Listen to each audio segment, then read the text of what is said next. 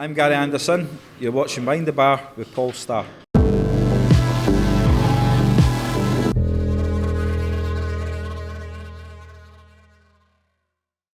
Welcome to part 2 of Behind the Bar with Paul Starr, brought to you by William Hill, the proud sponsor of the World Darts Championship. I'm happy to say we're being joined by Adrian Lewis' manager, Keith Deller, of course, the 1983 champion of the world. How are you doing, Keith? How you doing, Paul? Good. Did you manage to visit Wigan at the weekend for the UK Open qualifiers, or have you been a busy boy? Yes, I did. I went on Friday when Adrian won the first one. Yeah. Played absolutely fantastic. Yeah. In the final against Phil, was 110 average? Is that right? That's right. I mean, all through the day, Paul, it was. I mean, one of the best games he had really was Mervyn King, even though it was 6-0. I mean, Mervyn, the first leg, I think, was on 32 after 12, and Adrian went out on 170. And then he went 14 darts his throw. Then Mervyn was on 48 out of 12, and Adrian went 147 out. And then I think Adrian went something like 11, 12, 13. And Mervyn just said, I hold my hands up. The guy was just awesome. And Mervyn must have had 100 average himself. He played really well. Brilliant. That is fantastic.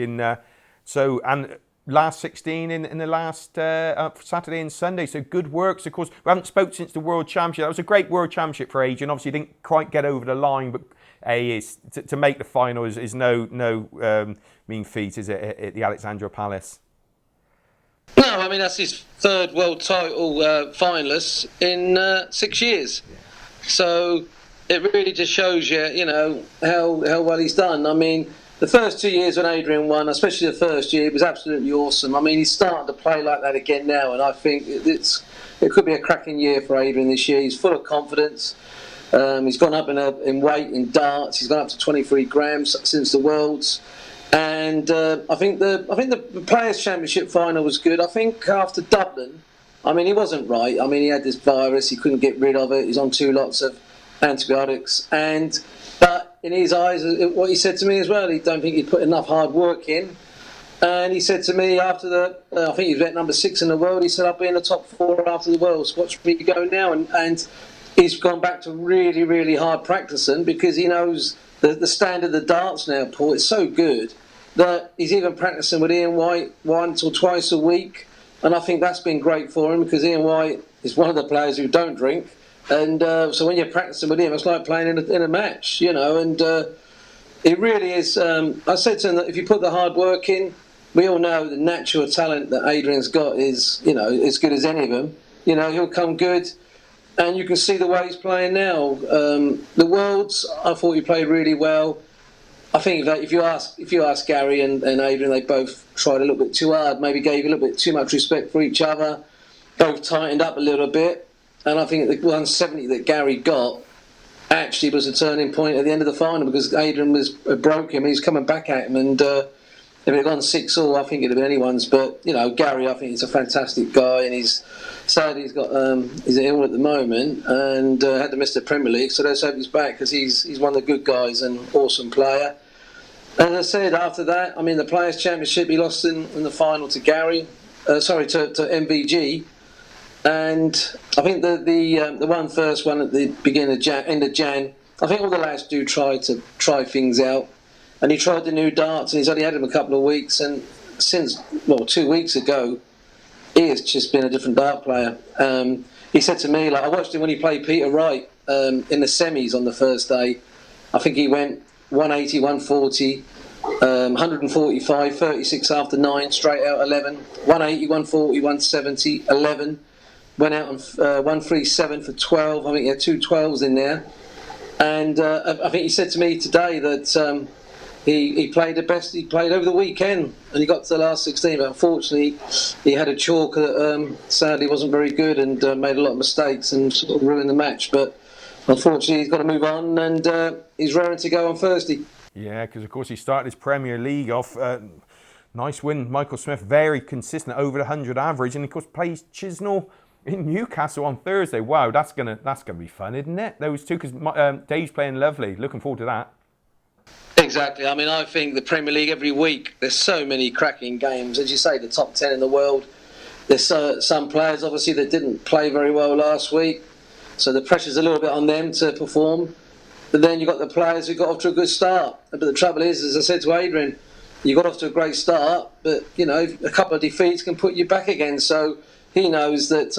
I think if you ask Adrian himself, over the years of the Premier League, because you can't get knocked out straight away, I don't think his mindset is being, well, I can always win the next two. And I've said to Adrian, every time you lose a game in the Premier League, it's one less step to the semi-finals.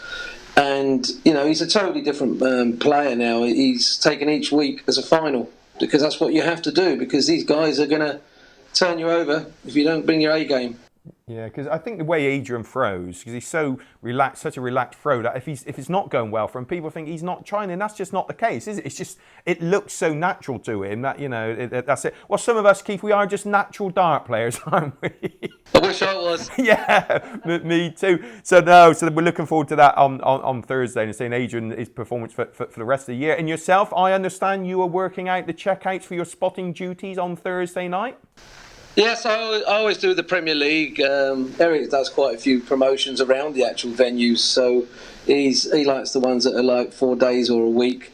So, and I enjoy it, because I'm there with Adrian, but also when you go into them big arenas, God, I mean, last week it was unbelievable. 6:45, it was half empty. Then in the space of 15 minutes, that place was rocking, and they're just fantastic, Paul. I mean, when you think, I was at 10,000. I mean, Dublin will be about 13,000.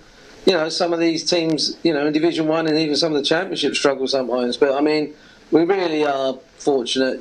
When you go there, people don't realise, what it's like. And it's just fantastic. But I enjoy the spotting. I mean, I've been doing it with Sky now for 20 years, 20 since it started. And, I sit in the back of the truck and I've got my monitor. So I have two monitors where the two cameras at the front, so the top at the bottom.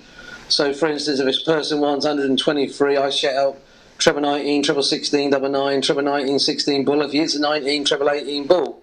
So if the treble 19 goes in, whoever's on the bottom the board, it might be Harwood, Chris or Darryl, one of the three normally, they'll then go over to the 16s. Then I'll go treble 16, double 9. If he hits a 16, it's bullseye. But if it's a 19, then I'll go treble 18 bull. If he hits an 18, treble 18 leaves double 16. So that way then the person who's got the top part is waiting for it in case it's only a 19. So, but as you know, these checkouts are sometimes hard, they change their mind. So, yeah, you can, do you want to try me one, do you? Yeah, well, nothing too much. I mean, so each player, they said they have their different ways. I mean, a basic checkout, like 116, for example, that used to be, treble 20, always. But of course, they use the 19s now, don't they? Because the two darts together and they can use the stacking or the stacking underneath. It's different, isn't it? You need to know the player as much as you do the checkout, really. Well, while you were here, I was just doing some for the Premier League. And I mean, I've got, Barney here and it's all different ones. Gary Anderson, for instance, I'll try and show you if you can see that. All right, so this is all a scribble, is it? Yeah, so I just put down some of the ones that he might, you know the obvious ones, yeah. But you can see the 116 there, treble 19, 19 tops for Gary.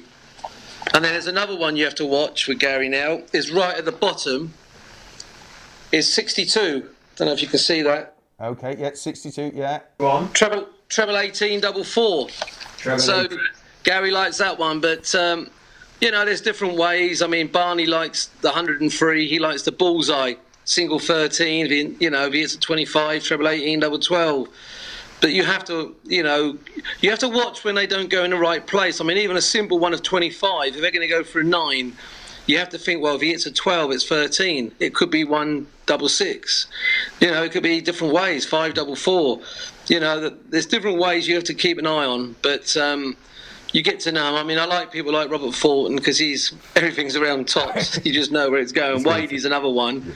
He'll look for tops and 10s. MVG's pretty straightforward. There is some tough ones. Mr. Yellow Clarkson's always one of my worst nightmares, and Jamie Caven's another one, But Yellow, you just got to find anything that's double 18, so it's really up a shot. 104, you can't say 20s, 18s, treble 20, single 8, double 18, and it's hard, but a lot of the time they go the same ways, so that helps. Yeah. But Keith, if you was on 138, say for example in a world final, would you still be going treble 20, treble 18, double 12? Or would you go treble 20, treble 20, double 9? Well, I think it all depends really. I mean, if I've hit a treble 20 and it's sitting at the top of the treble and it's a big barn door, I would most probably stay there because you think, well, I'll aim for the dart, and the good chance is if you hit that dart, it's in as well. But you get some of the lads they go two treble 19s, double 12. But I do like it when they go treble 20, treble 18, and double 12 and they miss, because before they go up, I'm always in the commentators' ears going, the hardest finish in world darts, and when they miss, I keep going, told you. So, I do like it when they miss, I must admit. Yeah, and it keeps getting called the Keith Deller shot, 1983 World Championship. Brilliant, Keith. Now, that's great to have a little bit of an insight into that, because, I don't think people realise what goes on, they're not just chucking the camera around the board, they're following it, and they said it's so quick. It has to be right, because there's nothing worse than, a player chucking for a double when the camera's somewhere else on the board. Exactly. I mean, we've got Andy Finn, who's the director at Sky. I mean, Andy's been doing it a long time, and he's absolutely brilliant. I mean, he starts to know a lot of the shots now, and so we can even talk in between the throws, like, watch out. I might say to Andy, watch out, they might use the bullseye here, or watch the 19s or the 18s, so we cover it really well, and they're a great team. I mean, they're superb at what they do. I mean, they started it all off. ITV, they're come on board now, but it's the directors obviously don't do it as much, but it's hard. I mean, if you ask, I always speak to the directors, and they all do different sports, and they say darts is the hardest one, because you haven't got to always go the same way. I mean, if a footballer's kicking the ball, it's going up that end, but with darts, they can change their mind. I mean, and sometimes they miscount, and there's nothing we can do about that. But normally when they miscount, Paul, it's normally by 10. If you watch any miscount, it's normally like that. For instance, Gary Anderson, he won a 12. He went for double 1 in the final against Adrian, always by 10. And, but me and Eric do it most of the time together. And, we do it in our ways. I always take all my numbers down, my checkouts, because that's the way I like doing it. Eric will take down each leg, what the winning double is, and everything like that. So we do it our different ways, but we both do it really well. Yeah, you certainly do. You said about that, counting by 10. It is true. Do you know what? I find if I'm sort of doing an exhibition, I'm calling scores.